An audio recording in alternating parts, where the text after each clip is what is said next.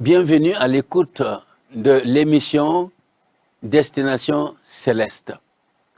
Cette émission a pour but de vous aider pendant que vous êtes en vie sur la terre à vous préparer. Parce que la vie ne s'arrête pas seulement à la vie terrestre. Après la vie terrestre, il y a la vie de l'au-delà, la vie éternelle qui attend tout un chacun. Alors, Jésus déclare, « Je suis le chemin, la vérité et la vie. » Et nous vous avons dit comment Jésus-Christ est la vérité de Dieu qui a été envoyée au milieu de nous. Et nous pensons que cette vérité vous a aidé à faire un choix fondamental, un choix qui vous accompagnera toute l'éternité. Maintenant, pour votre compréhension, pour vous permettre d'être convaincu que Jésus-Christ est véritablement la vérité, je veux vous lire un texte dans lequel lui-même, il a dit une phrase d'une importance capitale pour chacun de nous. Ce texte, nous le trouvons dans Luc au chapitre 4, à partir du verset 31 jusqu'au verset 37, voici ce que nous lisons. Il descendit à Capernaum, il s'agit bien sûr de Jésus, ville de la Galilée, et il enseignait le jour du sabbat. On était frappé de sa doctrine, car il parlait avec autorité. Il se trouvait dans la synagogue un homme qui avait un esprit de démon impur et qui s'écria d'une voix forte, « Ah, qui est-il entre nous et toi, Jésus de Nazareth? Tu es venu pour nous perdre. Je sais qui tu es, le Saint de Dieu. » Jésus le menaça en disant, « Tais-toi et sors de cet homme. » Et le démon le jeta au milieu de l'assemblée et sortit de lui sans lui faire aucun mal. Tous furent saisis de stupeur et ils se disaient les uns aux autres, « Quelle est cette parole? » Il commande avec autorité et puissance aux esprits impurs et ils sortent. Et sa renommée se répandit dans tous les lieux d'alentour. Jésus commande avec autorité. Oui, la vérité de Dieu est une autorité. Jésus est la vérité de Dieu. Jésus est la vérité. Et cette vérité se traduit par son autorité sur la créature, sur la création même. Il a dit aux démons qui tourmentaient un homme depuis des années et qui le rendaient malheureux, certainement aussi, que parmi vous qui écoutez, il y en a qui sont tourmentés. Il y en a qui ont divers problèmes. Ce n'est pas Dieu qui veut que vous soyez ainsi. Non. Remarquez quelque chose de très intéressant. Cet homme dont il est question, c'était dans une synagogue où il se trouvait. On pourrait dire aujourd'hui dans une église. Et là, en présence de Jésus, eh bien ce démon ne pouvait plus se retenir. C'est pourquoi il a fait crier, ou du moins il a crié par la bouche de la personne qu'il possédait, en disant, « Je sais qui tu es le Seigneur, tu es le Fils de Dieu, tu es venu pour nous perdre avant notre temps. » Et Jésus lui dit, « Tais-toi. Ce n'est pas à toi de me révéler au monde. Tais-toi et sors. » Et le démon obéit et il sort. Jésus est la vérité. Il a l'autorité sur toutes les créatures invisibles et surtout les forces du mal. il a le pouvoir sur ces forces-là. La preuve, je viens d'en citer une. Un jour, Jésus était en train de prier la nuit très tard sur la montagne, pendant que ses disciples étaient en pleine mer dans une barque. Et le vent et la tempête se sont soulevés. Et les disciples qui étaient dans la barque voyaient leur vie s'en aller. Mais Jésus est venu rapidement. En tant que vérité de Dieu, en tant qu'autorité de Dieu, il est venu. Et comme il n'y avait pas de barque à côté, ou du moins s'il n'y avait pas de pirogue à côté pour l'amener, et vu l'urgence de la situation, il a commencé à marcher sur les eaux comme si les eaux étaient la terre ferme, à la rencontre de ses disciples qui étaient dans un état difficile. Et il a menacé et le vent et la tempête, il a menacé les vagues. Et il leur a dit de se calmer. Et vous voyez, le calme est revenu. Et les disciples avaient la vie sauve. Là encore, il montre qu'il a une autorité suprême sur tout. Donc, il est la vérité de Dieu. Que voulons-nous encore? Que cherchons-nous encore face à cette vérité que Dieu nous révèle de son Fils Jésus-Christ? Il n'y a plus rien à faire que d'aller vers lui, aller vers Jésus, le recevoir comme votre Seigneur, comme votre Sauveur. Et puis voilà, les choses vont commencer bien pour vous et vous pouvez préparer votre destination céleste avec une pleine assurance. Jésus est le dernier message de Dieu parce qu'avant, il y a eu des messagers comme les prophètes qui sont venus. Il y en a beaucoup. À travers l'Ancien Testament, nous voyons pas mal de serviteurs de Dieu qui ont servi en leur temps. Mais ils n'ont pas été comme Jésus. Ils n'ont pas servi comme Jésus. Parce que Jésus était le message personnifié de Dieu. Les autres ont reçu. Et ils ont dit ce qu'ils ont reçu. Mais Jésus, lui, n'a pas reçu. Il est venu comme le message vivant de Dieu. Et en effet, ce message, les hommes ont commencé à le comprendre maintenant. Et à savoir que c'est vraiment Dieu qui parle à travers son Fils. Que c'est Dieu qui agit à travers son Fils. Chers téléspectateurs, ce que je vous dis, ça s'est passé il y a environ 2000 ans. Peut-être que quelques-uns parmi vous me diront, pasteur, ce que vous dites est vrai, nous avons lu ça dans la Bible. Mais est-ce que c'est vrai encore aujourd'hui? Je dirais oui, c'est vrai encore aujourd'hui et ce sera vrai toujours jusqu'à ce que Jésus revienne encore. Pourquoi c'est vrai aujourd'hui? Moi qui vous parle, je suis témoin des miracles que Dieu a opérés à travers mes frères mains pour convaincre des âmes qui étaient tourmentées, qui n'avaient plus d'espoir, qui souffraient. Ce n'est pas moi seulement, mais il y a beaucoup d'hommes, il y a beaucoup de femmes à travers qui la puissance de Dieu s'est manifestée pour délivrer, pour guérir. Oui, pourquoi cela? C'est simple. Parce que dans Matthieu au chapitre 28, au verset 18 et 19, voici ce que Jésus dit.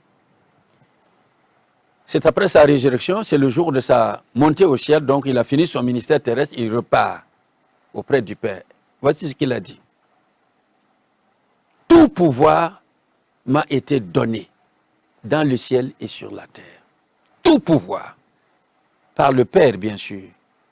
Par le Dieu créateur de toutes choses.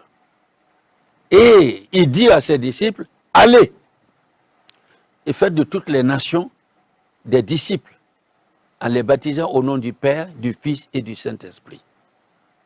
Et ce pouvoir, cette autorité donnée par Jésus s'exerce à travers beaucoup d'hommes aujourd'hui sur la planète Terre.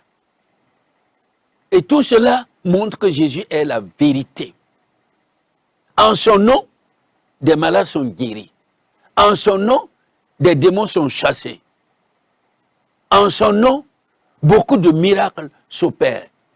Mais quel est le messager dans le passé ou dans le présent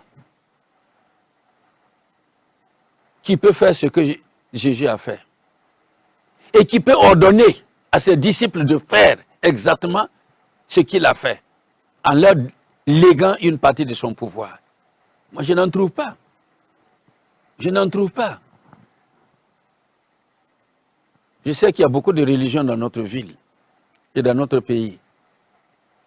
Mais de toutes les religions confondues, il y a des gens qui apportent des malades pour que nous les délivrons au nom de Jésus. Et cela ne se fait pas seulement ici, mais partout dans le monde. Jésus est la vérité de Dieu. C'est pourquoi il a dit, je suis le chemin, la vérité. Et à travers les miracles qui se font, l'homme comprend que si il va vers Dieu, il sera consolé, il sera aidé, il sera entouré. La crainte, la peur disparaîtront. Et surtout, le mensonge que profèrent des hommes à travers des religions, ce mensonge ne pourra plus les induire en erreur. Mais ils se prépareront d'une manière correcte pour leur destinée finale. Laissez-moi vous dire ceci, chers téléspectateurs. Jésus-Christ, pour vous montrer qu'il est la vérité de Dieu, encore, il agit à travers des disciples qu'il s'est choisis, qui sont encore vivants. Dans le passé, il a pris quelques disciples, et puis par la suite, il a appelé d'autres encore, qui se sont mis à le servir. Jusqu'aujourd'hui, il y en a qui le servent, et jusqu'à son retour, il y en aura toujours des disciples pour servir Jésus-Christ. Et à travers ces disciples-là, des miracles se font. Ces miracles qui se font n'est pas l'œuvre des hommes à travers lesquels ils s'opèrent. Non, c'est l'œuvre de Jésus-Christ à travers ces hommes qu'il a choisis. C'est pourquoi un homme ne peut pas se targuer, ne peut pas se vanter d'être ceci ou cela, ou de pouvoir être comme ça, ou de pouvoir faire ceci. Non. C'est Christ qui lui lègue son autorité pour agir en son nom. Voilà pourquoi il a dit, la référence que je vous ai citée tout à l'heure, Matthieu chapitre 28, verset 18, il a dit, j'ai reçu tout pouvoir de la part du Père, dans le ciel et sur la terre. Et c'est en vertu de ce pouvoir-là que nous agissons en tant que serviteurs de Dieu. Je vous invite à prendre position. Vous n'avez pas besoin de plus que cela pour prendre position vis-à-vis de Dieu. C'est le moment pour vous de décider de recevoir Jésus-Christ dans votre vie. C'est le moment pour vous de le suivre. C'est le moment pour vous de vous engager à fréquenter une église où vous serez enseigné, édifié par sa parole. C'est le moment donc de vous préparer si vous voulez que votre destination céleste aboutisse dans la présence de Dieu le Père qui a créé toutes choses. Je l'ai dit dans une de mes émissions et je répète encore aujourd'hui pour vous. Dieu, dans un premier temps, avait créé notre planète Terre. Il a mis tout pour que nous puissions vivre heureux. Malheureusement, les premiers hommes ont échoué. Et comme Dieu a créé l'homme pour être avec lui dans une relation d'amour et d'obéissance aussi, Dieu, quand il met un plan, quand il élabore un plan, c'est un plan qui est éternel. Parce que Dieu avait pris du temps, et je ne sais pas combien de temps il a pris, pour penser à créer l'homme à sa ressemblance, l'aimer, l'entourer et le voir de temps en temps. Je ne sais pas combien de temps cela a pris. Mais ce qui est certain, c'est que le plan éternel de Dieu va s'accomplir. Même si le péché est venu et a tout bousculé, a tout mis sur le tapis, même si le péché nous a éloignés de Dieu, ce n'est pas un obstacle insurmontable, non. Il suffit de revenir à Jésus-Christ, qui a tout pouvoir dans le ciel et sur la terre, et lui, il nous ramènera à Dieu. Et ce serait encore des sujets que je vais développer avec vous dans les prochaines émissions. Pour aujourd'hui, vous avez une décision à prendre. Et ne laissez pas passer ce temps que Dieu vous donne maintenant. Vous n'êtes pas maître de votre temps. Non. C'est vrai que vous levez le matin, vous allez au travail, vous revenez, vous vous occupez de votre famille, tout ça c'est très bien. Mais sachez que la vie ne se résume pas à cela seulement. Dieu vous bénira dans tout ce que vous faites, ça c'est certain. Il veillera sur vous, il a promis, il le fera. Mais il veut que vous vous préparez pour faire face à l'éternité. Donc pour venir avec lui. Parce que dans l'éternité, nous serons appelés à être avec lui. Et plus jamais, nous ne serons séparés de lui. Parce qu'il n'y aura plus de péché là-bas. Dans le jardin d'Éden, Satan est venu et il a tout bousculé. Mais au ciel, dans la présence de Dieu, il ne mettra plus jamais pied. Il ne pourra même pas y aller. Donc notre sécurité sera totale, éternelle.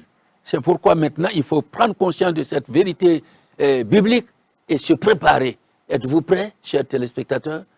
Êtes-vous prêts? Si oui, alors persévérez dans votre foi en Dieu. Et produisez aussi des œuvres qui soient dignes de votre foi. Si vous n'avez pas encore pris une décision, c'est le moment de prendre une décision. Je l'ai dit tout à l'heure, ne perdez pas de temps. Ne cherchez pas à trop raisonner. Tout est clair. Tout est clair. Si vous avez une difficulté, si un démon vous menace, si un esprit méchant vous menace, faites ce que je vous dis de faire. Vous allez voir que Jésus est réel et qu'il est la vérité.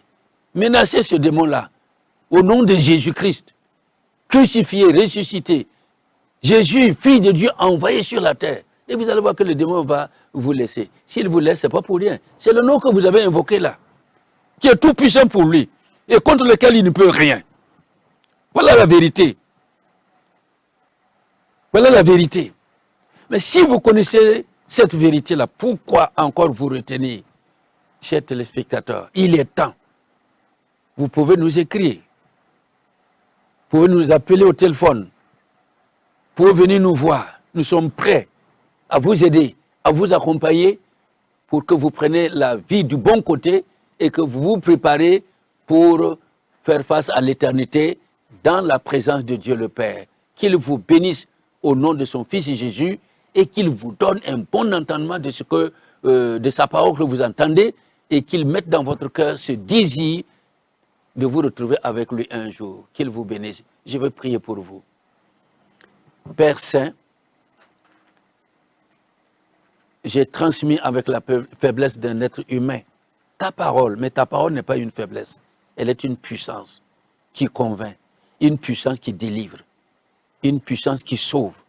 Alors que ta puissance, oui, entre dans le cœur maintenant, entre dans la vie de tous les téléspectateurs et que de bonnes décisions soient prises parce que tu aimes tout le monde et que tu ne veux pas que quelqu'un périsse. Alors à cause de cela, Seigneur, Dieu, je te prie de permettre à tout un chacun de comprendre ta parole et de prendre la décision qui convienne. Merci Père pour tout ce que tu feras. Amen.